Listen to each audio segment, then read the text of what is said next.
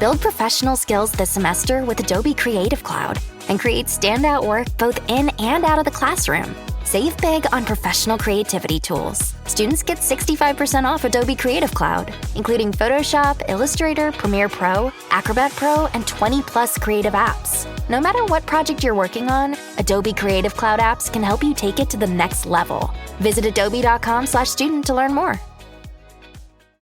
This is Let the Record Show, using common sense. Now, here are your hosts, Judge Richard Weinberg and Chairman Jesse Garcia.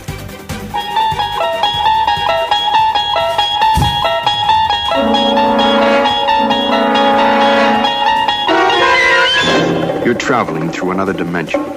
A dimension not only of sight and sound, but of mind. A journey into a wondrous land whose boundaries are that of imagination. That's the signpost up ahead. Your next stop, the Twilight Zone.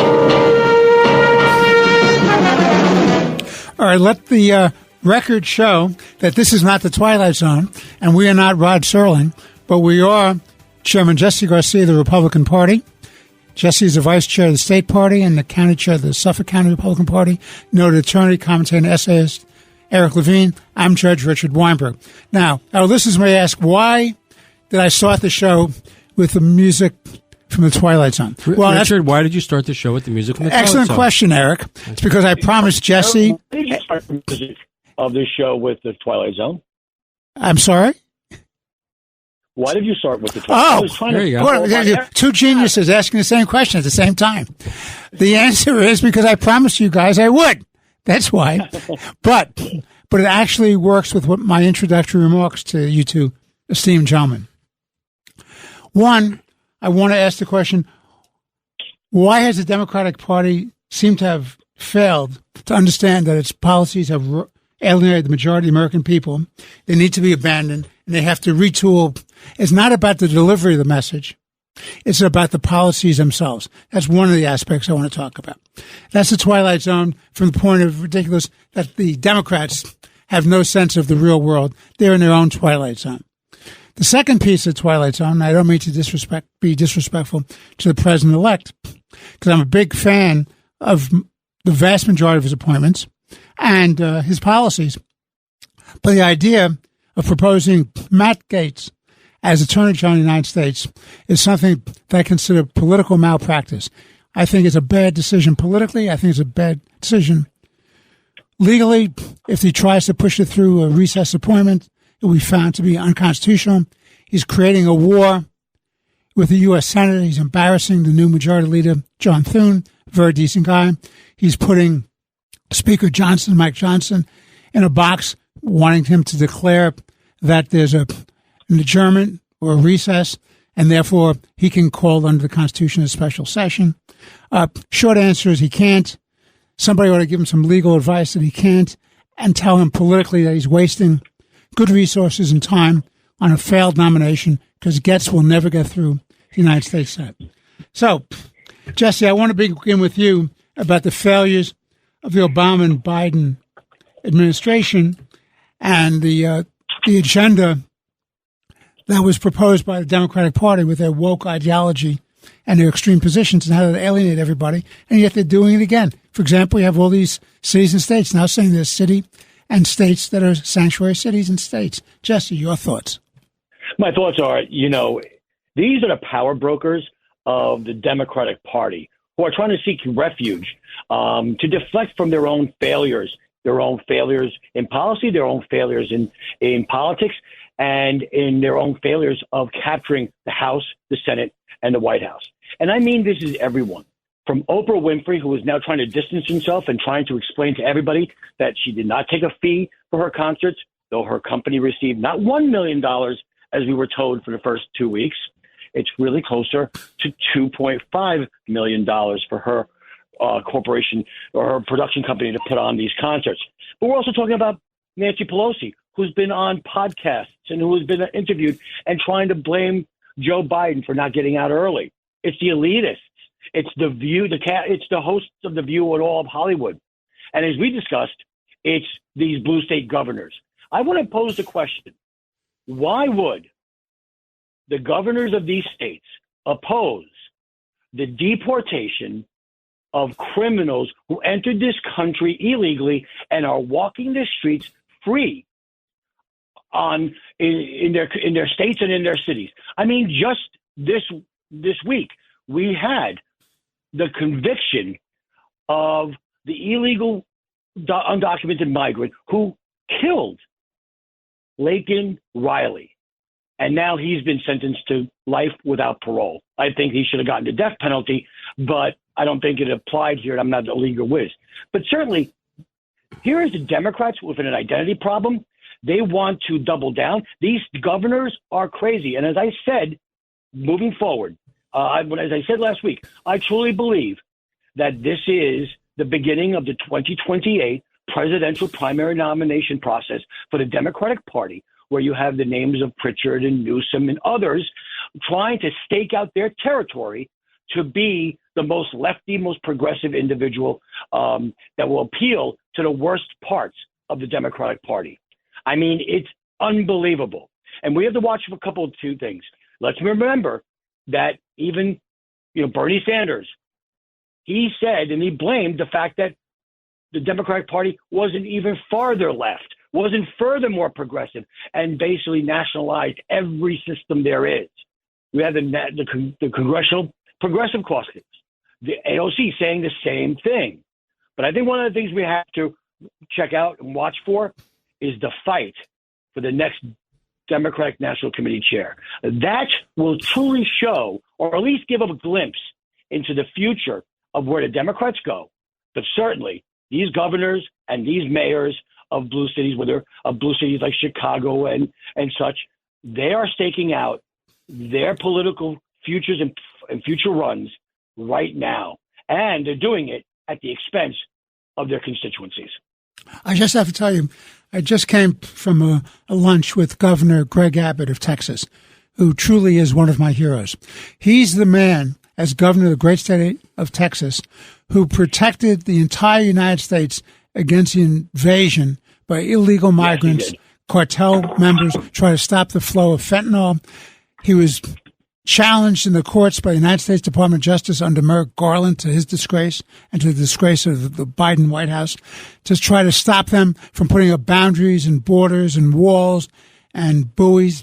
He's the one who tried to make sure the border was safe when the Biden-Harris administration not only didn't try, but they tried to block every reasonable legal effort to do that. So Greg Abbott, the governor of Texas, is one of my heroes. He protected not just the state of Texas, but he was protecting America. And it was an honor and privilege to have lunch with him. And that's the kind of leadership we need. Eric, your thoughts? Yeah, so I think what we're seeing now is I agree with Jesse. This is in large part at the beginning of the 2028 presidential election on the Democratic side. But I think right now overall, though, I think what we're seeing is a fight for the soul of the party. The question that the party is grappling with is, do we go further left? Or do we get crazier? Or do we moderate? Do we go to track to the center like a Bill Clinton? Or do we move to the left like Obama did after the first drubbing in the mid-year elections?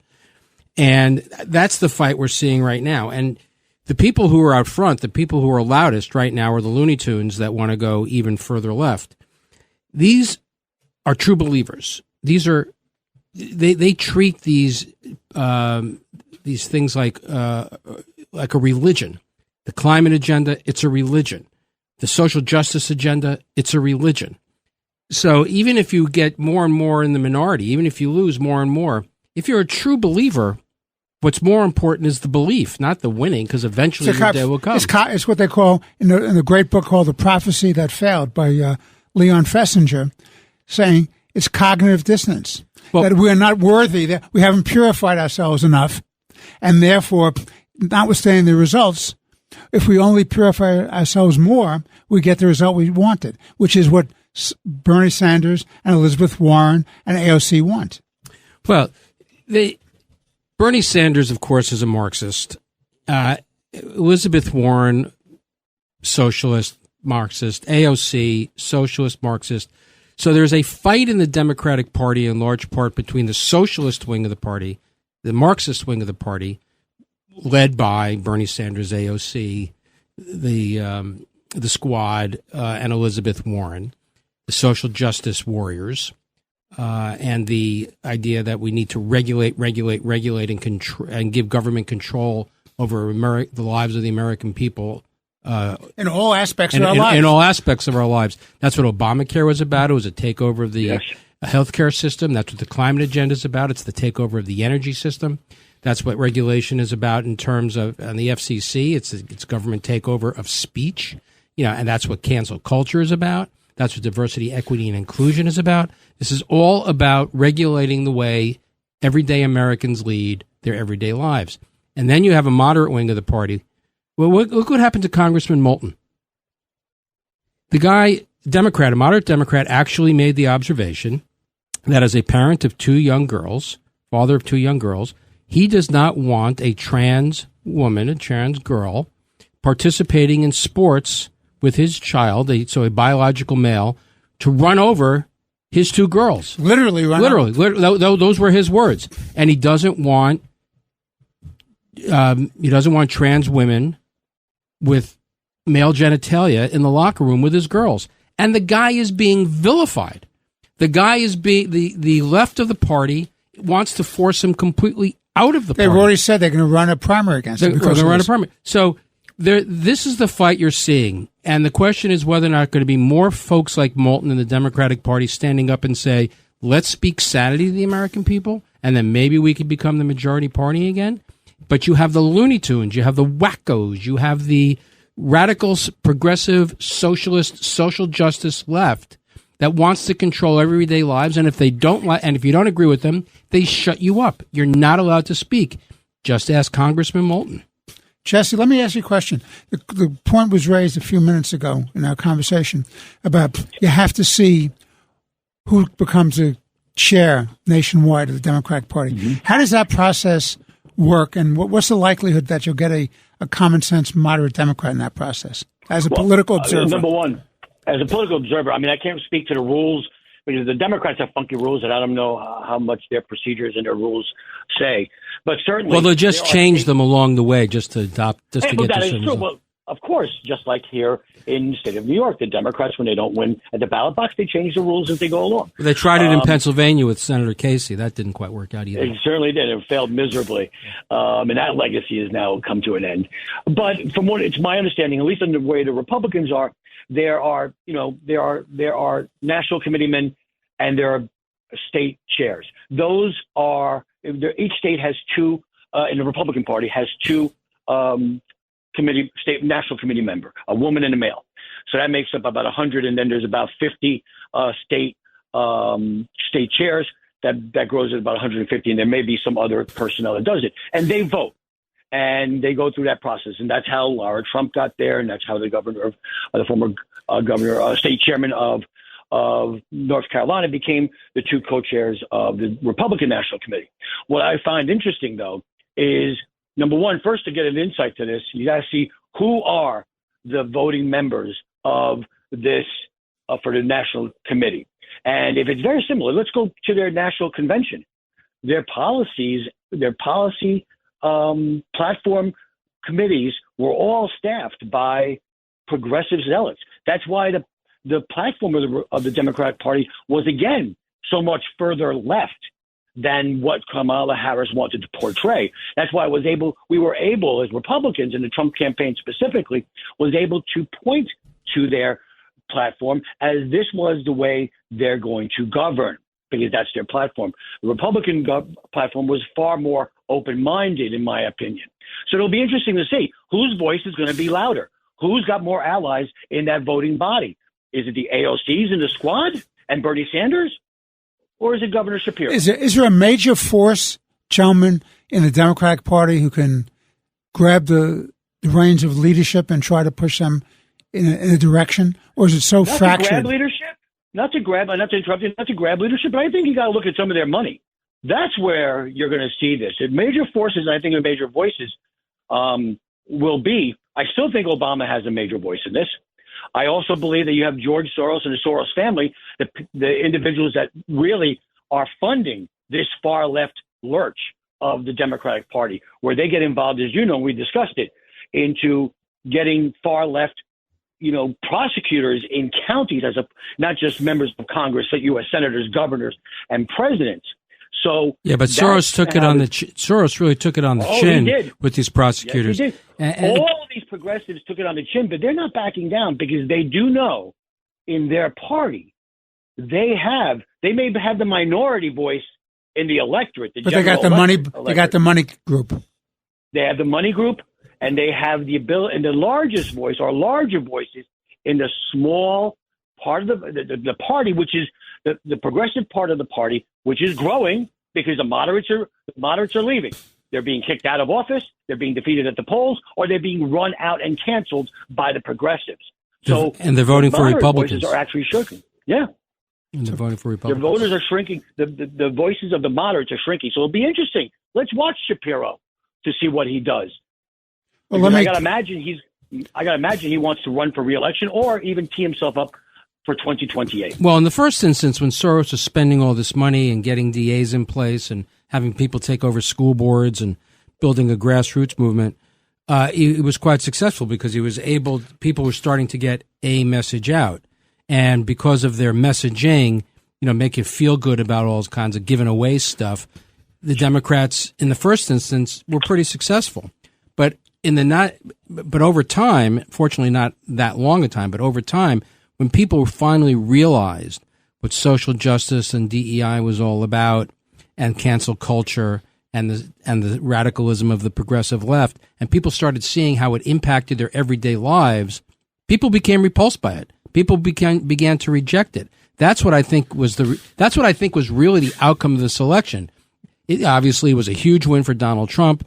He just won in every demographic, with the exception of white, educated, suburban women. But the country, most of which resides between the Hudson River and the San Andreas Fault, said, enough of this garbage. Yeah, I understand what you're saying, and we don't like it. Well, let me switch gears, John, because I want to raise the next question. The question is on the other side. Has Trump recognized that the American people want good government and not just disruptive chaos? And the reason I pose this question is I know he's a disruptor and I know he revels in that. And again, I think he was an excellent president. I agree with him in most of his policy positions. But you got to be careful because it's what we were talking about last week. There's a politics of electability and there's a politics of governance. People want responsible, common sense, centrist government. They want the services delivered. They want the border to be safe. They want the economy to be good. We want to fight back against the axis of evil. We want good things for our children, our grandchildren to come. And you have to be very careful who you're nominating to be heads of departments. And this pick of Matt Gaetz by Trump, I think is just a colossal political and legal disaster. And the best thing that can happen to President Trump is if the Republican Senate protects him against himself. They have the right to do it to protect their institutional prerogatives of advice and consent. They should never, never, never agree to a so-called recess adjournment. The law seems to me is very, very clear. When you talk about recess, you're talking about the recess between the two sessions of a Congress. So, for example, a million years ago, when I was a page in the House of Representatives, I think it was the 87th Congress, it was the 87th Congress first and then second sessions.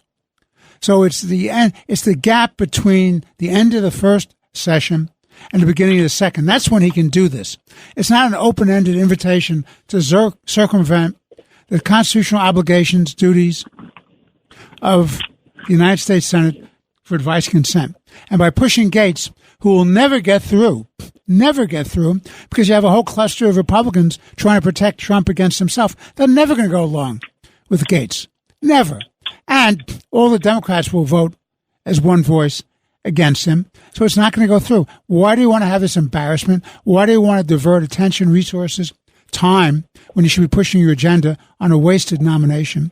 Why do you want to embarrass yourself and this kid, Gaetz, who's totally unqualified by experience and character?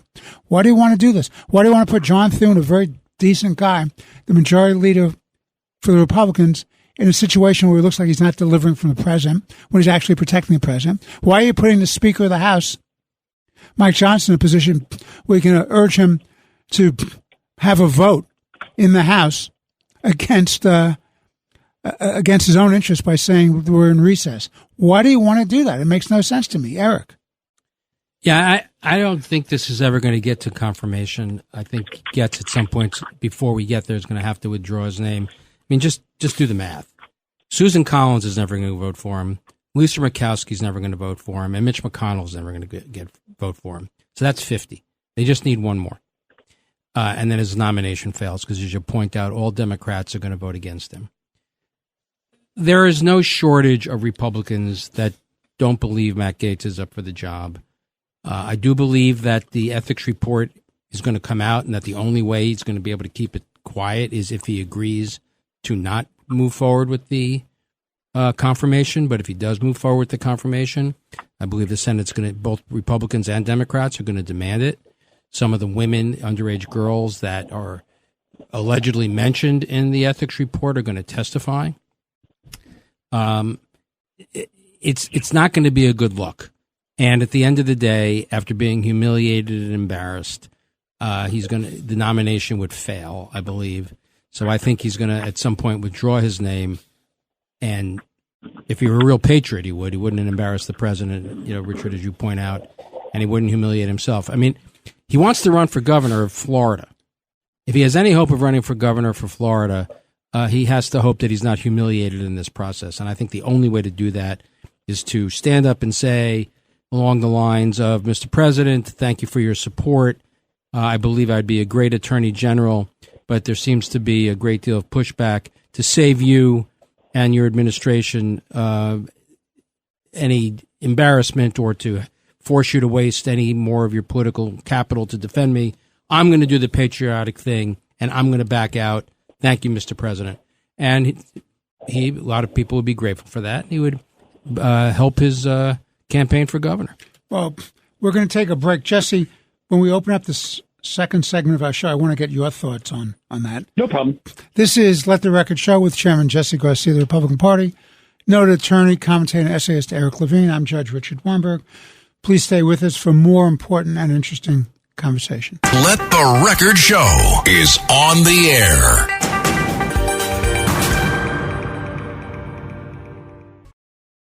Parents of tweens, if you're familiar with far-off drop-offs... Dad, stop, right here. Or get DMs about what's for dinner, you may be experiencing tween milestones. For your son or daughter, these can start at age 9. HPV vaccination, a type of cancer prevention against certain HPV-related cancers, can start then too. For most, HPV clears on its own. But for those who don't clear the virus, it can cause certain cancers later in life. Embrace this phase. Help protect them in the next. Ask their doctor today about HPV vaccination. Brought to you by Merck. Fellas, you know Degree Cool Rush deodorant, right? Well, last year they changed the formula, and guys were mad about it. One dude even started a petition. So guess what? Degree heard us, admitted they messed up, and brought the original Cool Rush scent back exactly how it was. And it's in Walmart, Target, and other stores now for under $4. So grab some and remember why its cool, crisp, and fresh scent made it the #1 men's antiperspirant for the last decade. Degree Cool Rush is back, and it smells like victory for all of us. We off? 30 seconds of carefree bliss. Oof, like wind in your hair carefree. Oh, like using Clorox Disinfecting All-Purpose Cleaner in the home carefree. Yes. Like dog slobbing on the coffee table and cleaning it with Clorox Carefree. He's on a roll now. Spit toothpaste on the faucet. You got it. You got it. Peanut butter on the light switch. Oh, spritz. Spritz. Clorox, man. Clean feels good. Okay, we're back. Use as directed. What makes a great pair of glasses? At Warby Parker, it's all the invisible extras without the extra cost. Their designer quality frames start at $95, including prescription lenses, plus scratch-resistant, smudge-resistant, and anti-reflective coatings, and UV protection, and free adjustments for life. To find your next pair of glasses, sunglasses, or contact lenses, or to find the Warby Parker store nearest you, head over to warbyparker.com. That's warbyparker.com. This is Let the Record Show. Now, here are your hosts, Judge Richard Weinberg and Suffolk County Republican Committee Chairman Jesse Garcia. We are back on Let the Record Show with Chairman Jesse Garcia of the Republican Party. Jesse is the county chair of the Suffolk Party and the vice chair of the New York State Republican Party. With us is Eric Levine, noted commentator, essayist, and attorney. I'm Judge Richard Weinberg. When we left off, we're having a discussion about the Gates nomination. Eric offered his opinion. I offered my opinion. Now, unfortunately, poor Jesse Garcia is now in the spot because he has to offer his candid and honest opinion. What say you, Mr. Chairman? Well, let me say this, that we talked about a little bit about this as it was breaking last week. You know, you can look at every nominee and the entire slate of nominees. You're going to find people who are going to oppose and find problems with them. Some have more hair on them than others, and this may be one of them. But I do want to point this out.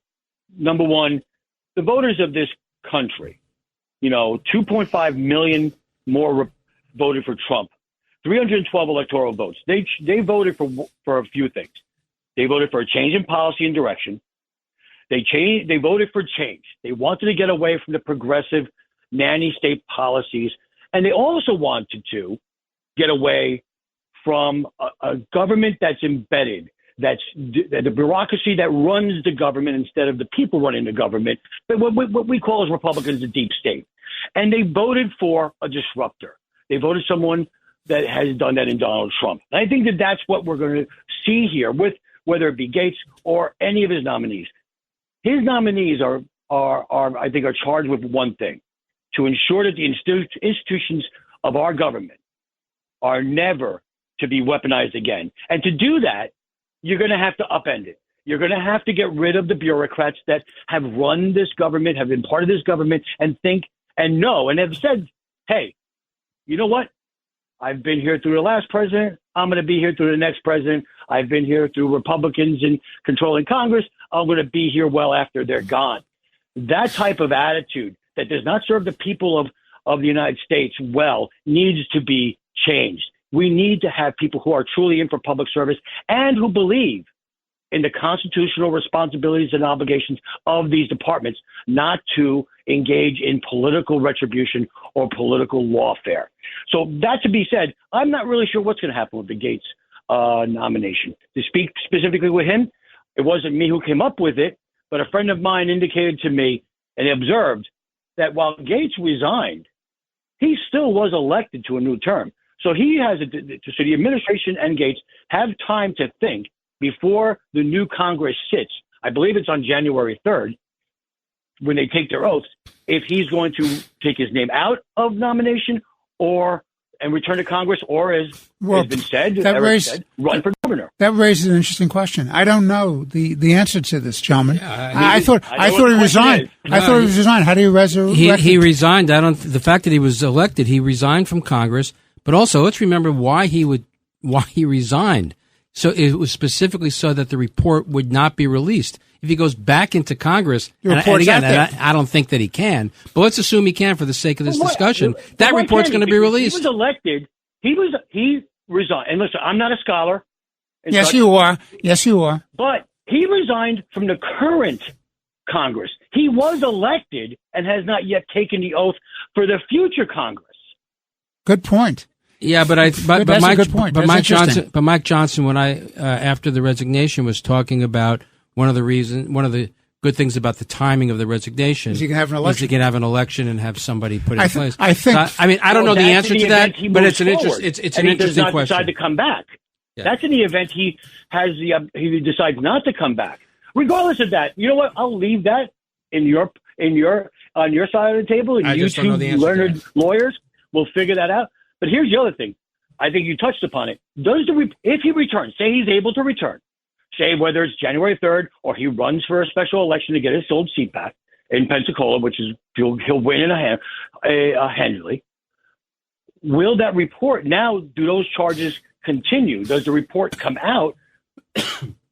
Of course it would, because the argument for not releasing it is that he's no longer in Congress, and therefore we don't have jurisdiction. I think that argument fails because jurisdiction talks about the ability to punish someone.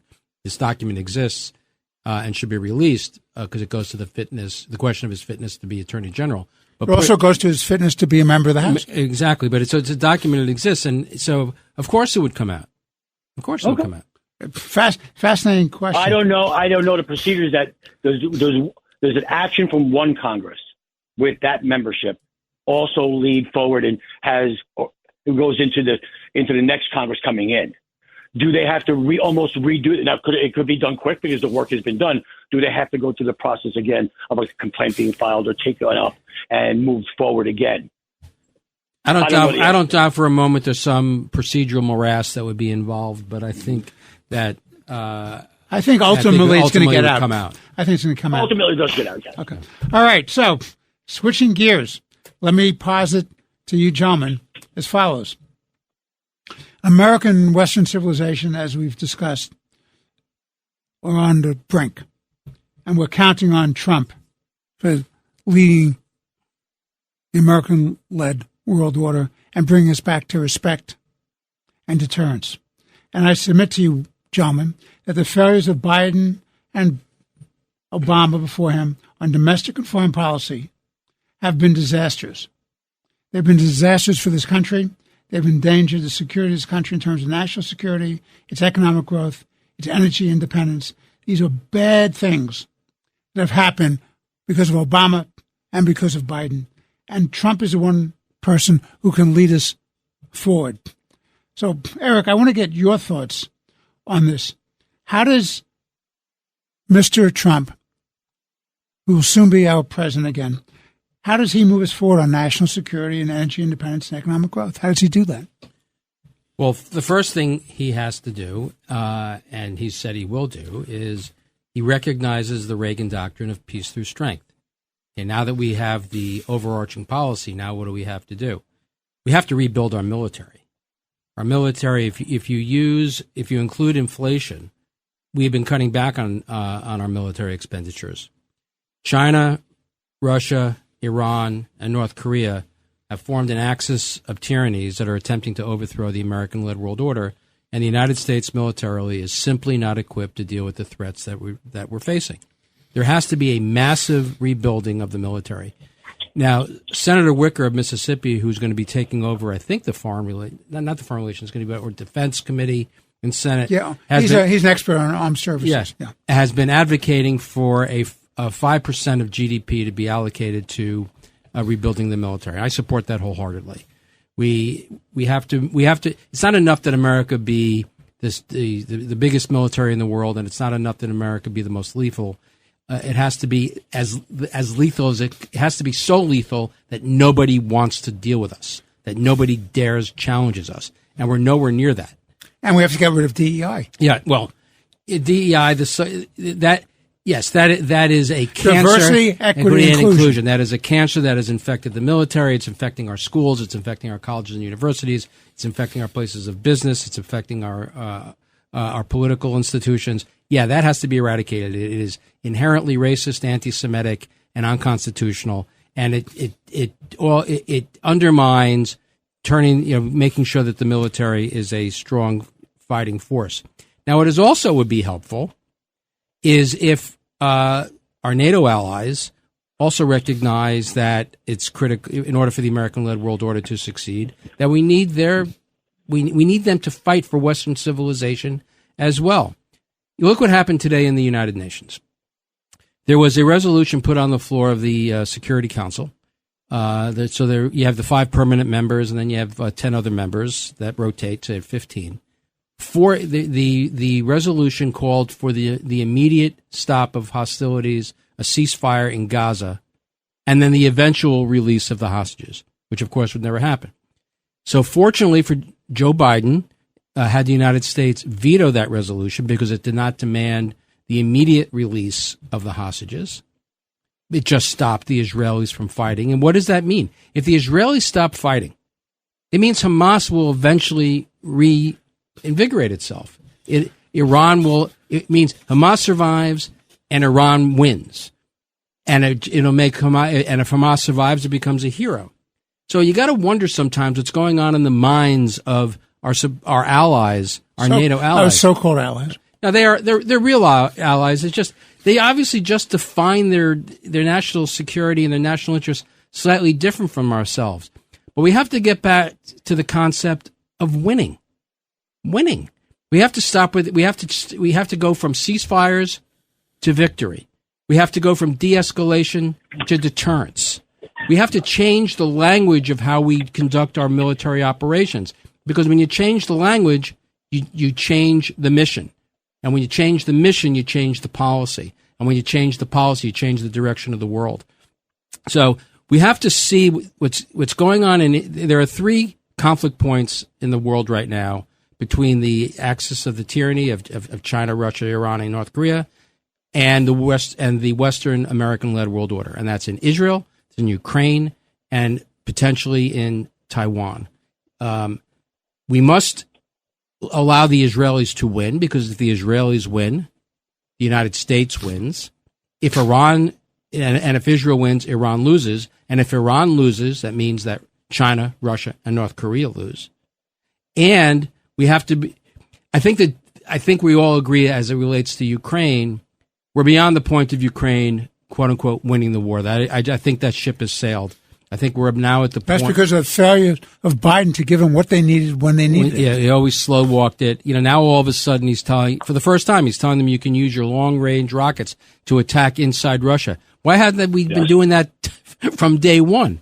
So for all the criticism that Trump was laid at Trump's feet for not supporting Ukraine, the Biden administration has been an abject failure. I mean, let's remember that. What was Biden's first response? Hey, guys, have you heard of Goldbelly? It's this amazing site where they ship the most iconic, famous foods from restaurants across the country, anywhere, nationwide. I've never found a more perfect gift than food.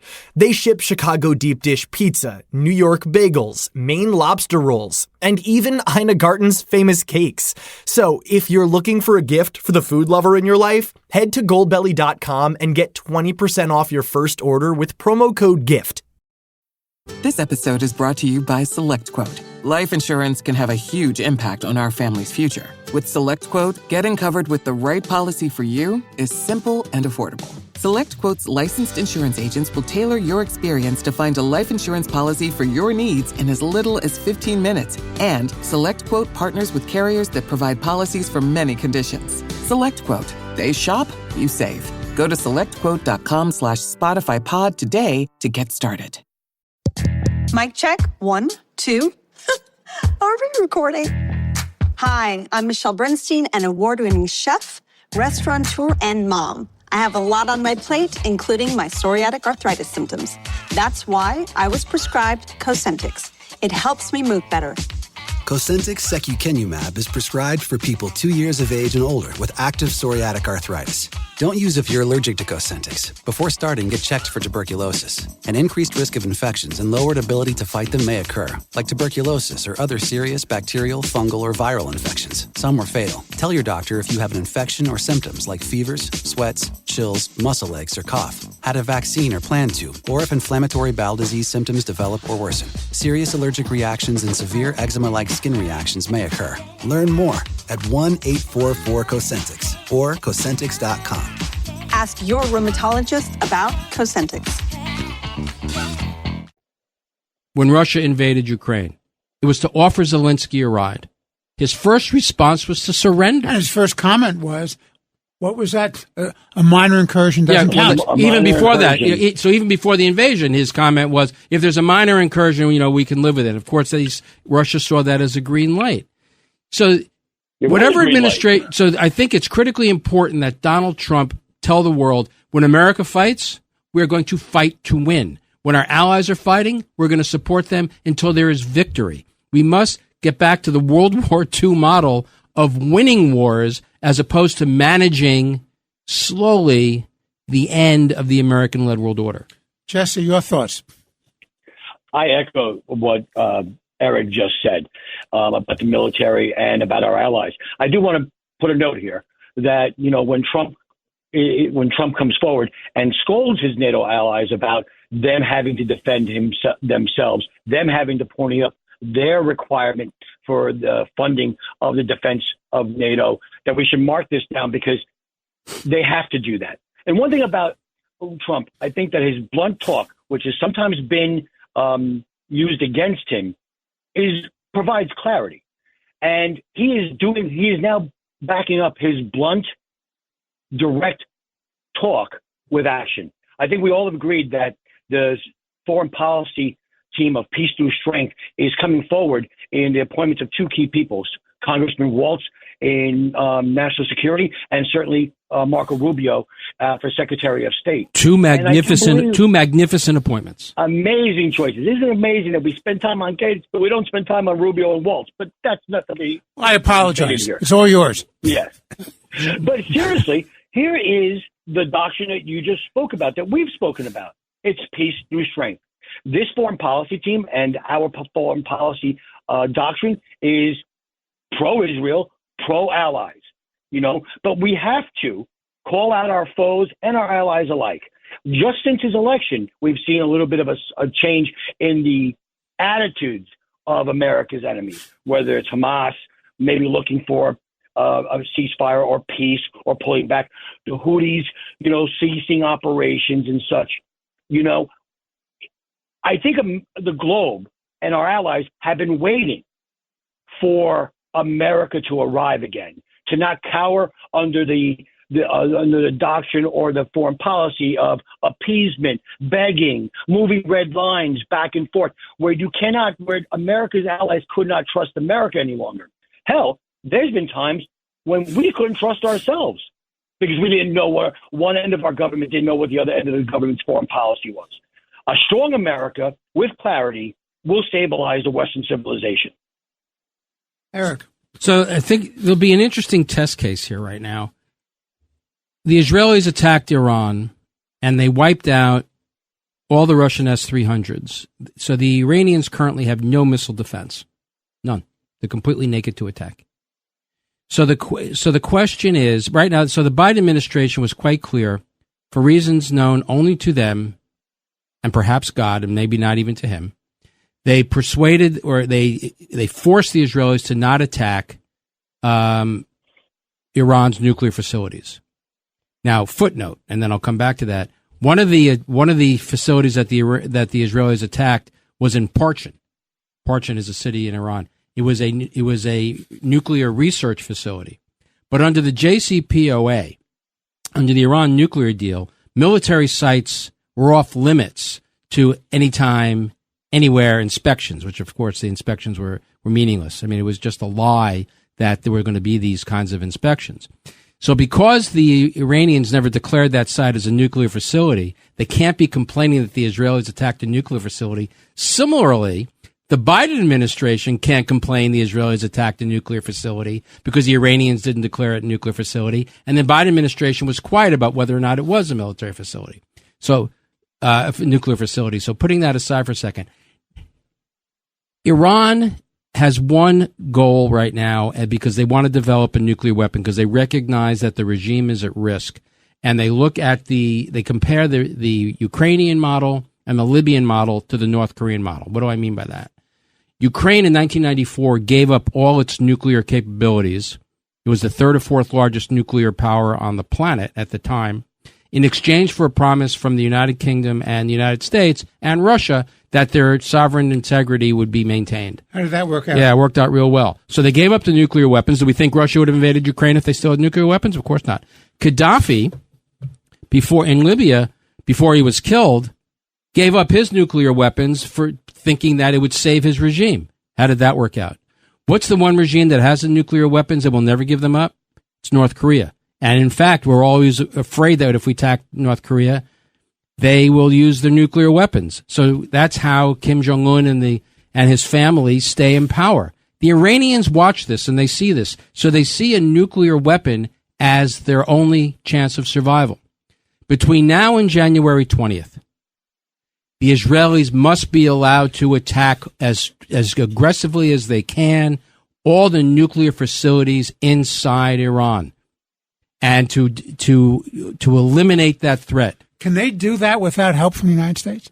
There's a question because obviously some of the nuclear facilities are deeply embedded, and whether or not without the B-52 bombers and the ability that we have to attack, they may or may not, but they could set it back years, and they can inflict an incredible amount of damage. So that gets to the second point about attacking the nuclear facilities. There's another option. Oil facilities. and oil facilities. But there's another option. We can wait till Donald Trump becomes president. I don't think this will happen, but in my fantasies, this would happen. The United States, Israel, and the Sunni Arab, our Sunni Arab friends and allies would form a coalition and together would attack the Iranian nuclear facilities. That, with an American-led attack, that would absolutely eliminate the facilities. It does not require a single American boot on the ground. If we take out the nuclear facilities and we take out the oil facilities and that which would neuter Iran's ability to fund itself, its terrorist network, its military, and its hegemonic goals in the region, that regime will fall because it is extraordinarily unpopular. We just need to take out the infrastructure that it uses to oppress its own people and let the Iranian people do it themselves. That's my dream. I don't know if that would happen, but at a minimum, the Israelis must be allowed, they must be green-lighted to attack. And frankly, even if Biden doesn't give them the green light, which of course I don't think he will, the Israelis should continue to do what they've been doing throughout this process since October 7th, is yes, Biden to death, and then just do what they want. They must attack the nuclear facilities. Now is the last opportunity they will have. All right, we have to take a break. This is Let the Record Show with Chairman Jesse Garcia of the Republican Party, noted commentator, essayist, and attorney Eric Levine. I'm Judge Richard Weinberg. Please stay with us. We'll be back in a few moments with our third and final segment of this week's Let the Record Show. This is Let the Record Show.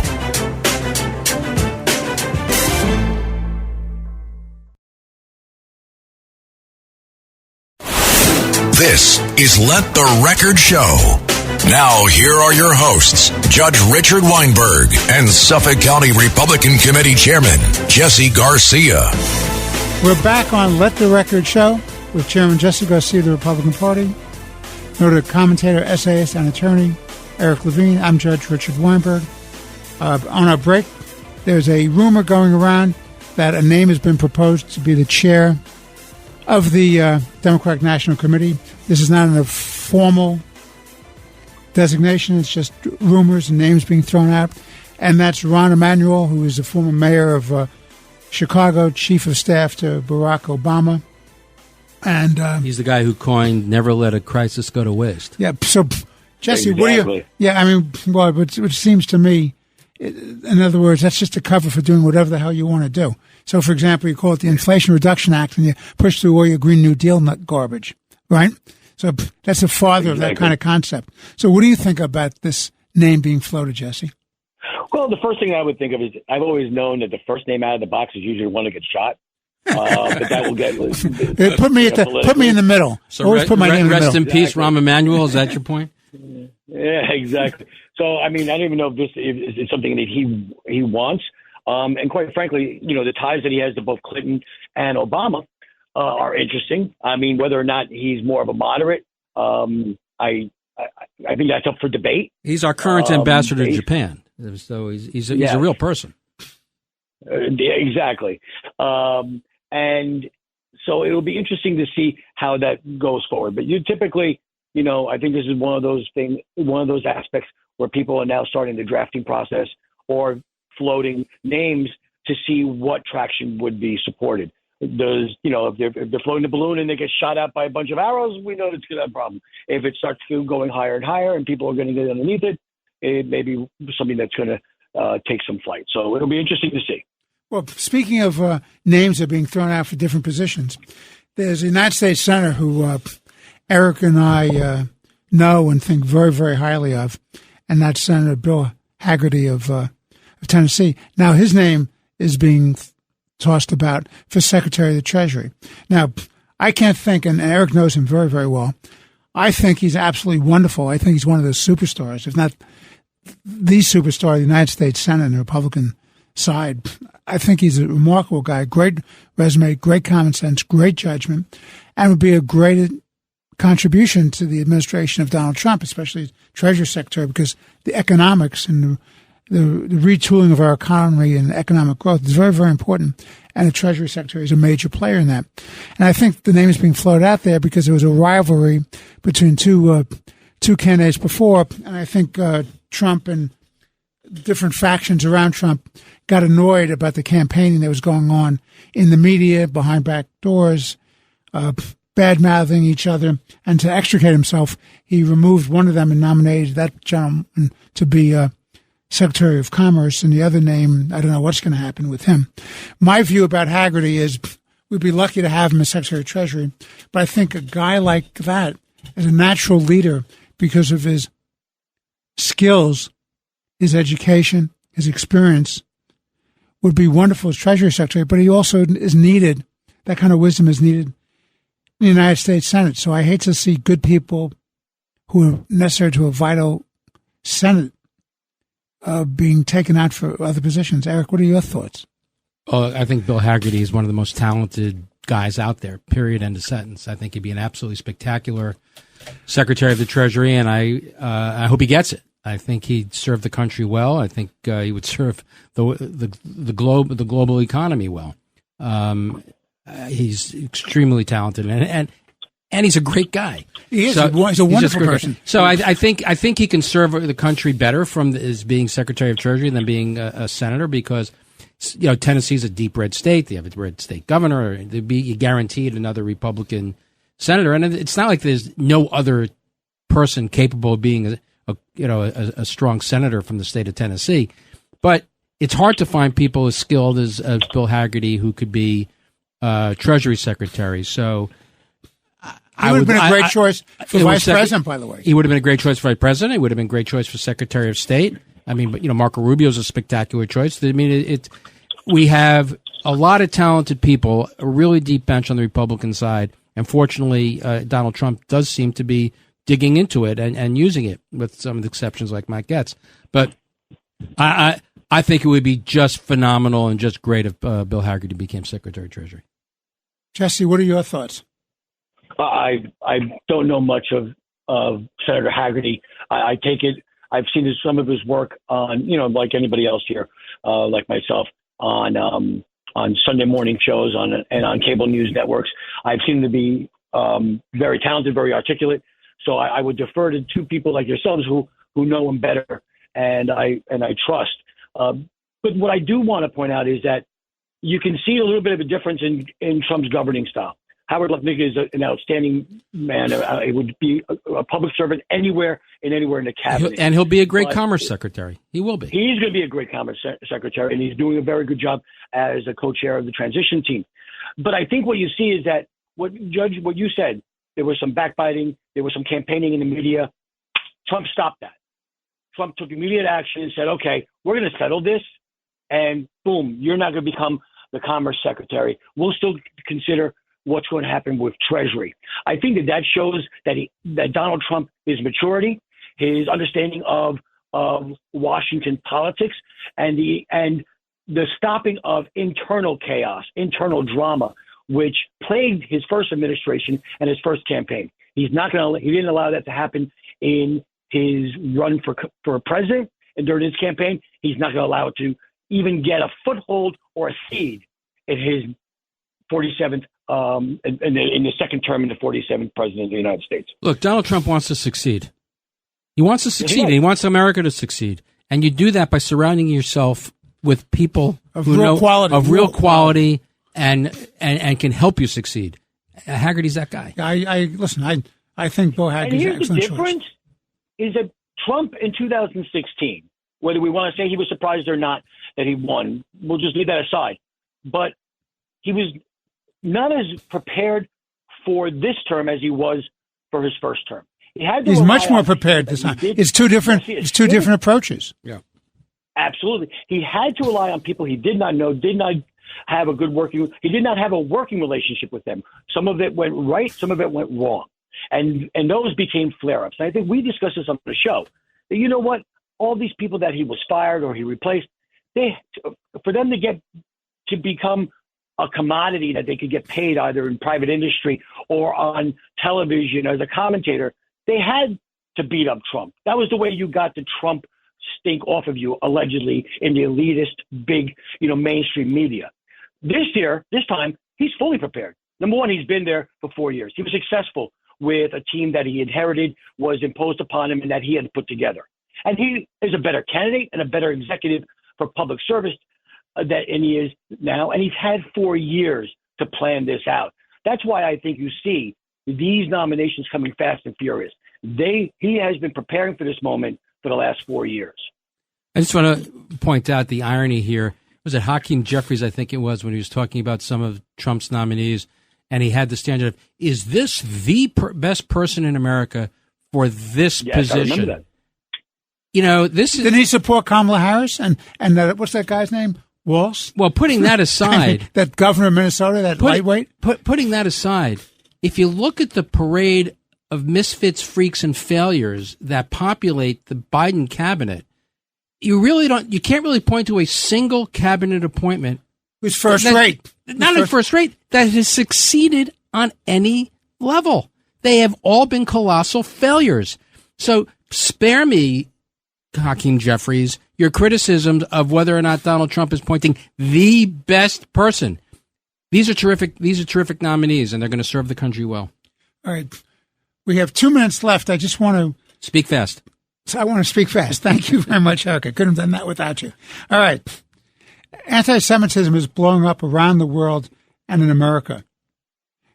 And it's got to be confronted, and it has to be challenged, and it has to be put down. Because if we don't, the history of world civilization and the blow of world civilization is once you start this, the Jews may be up front first, but then the Christians come after, and any kind of other distance to the regimes come next, and you wind up with breakdowns in countries, and you have breakdowns in world order.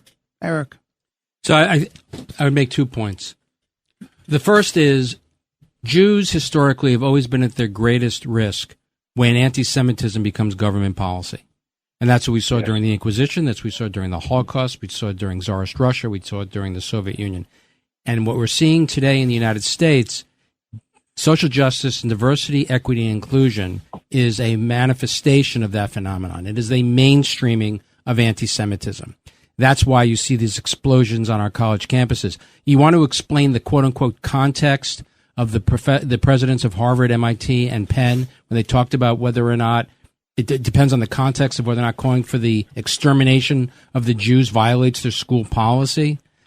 The context is whites are oppressors, Jews are whites, therefore Jews as whites as oppressors can't be victims. So when they're attacked on our college campuses, nothing we have to do about it because oppressors can't be victims. Then you take the internationalization of that and you apply it to Israel. Israel's a Jewish state. So since it's Jewish, it's white, it's oppressor. Palestinians are people of color, and they are allowed to rise up by any means necessary. And for many of them, they view October 7th as a legitimate act of self-defense. I just leave it with this one final thought. Israel doesn't exist or have the right to exist because of the Holocaust. The Holocaust occurred because there was no Israel. Just look what happened in Amsterdam recently. The Israelis were able to send planes to save those Jews in Amsterdam that were being victimized by a pogrom. In the 1930s and the 1940s, there was no Israel to send planes to save the Jews, and the West did nothing for them. Israel exists because, like any nation on earth, the Jewish nation are entitled to their own country. And Israel exudes the fact, or lives for the fact, to say Zionism means that the fate of the Jews shall be in the hands of the Jews. And that's why Israel is so critical. So when you hear these people calling for the extermination of the state of Israel, they're really calling for the extermination of the Jews.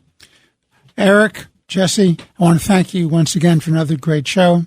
This has been Left of Record Show with Chairman Jesse Garcia of the Republican Party, Eric Levine, noted attorney, commentator, and essayist. I'm Judge Richard Weinberg. God bless you. God bless your families, and God bless America. We'll be with you again next week. Thank you. This is Let the Record Show.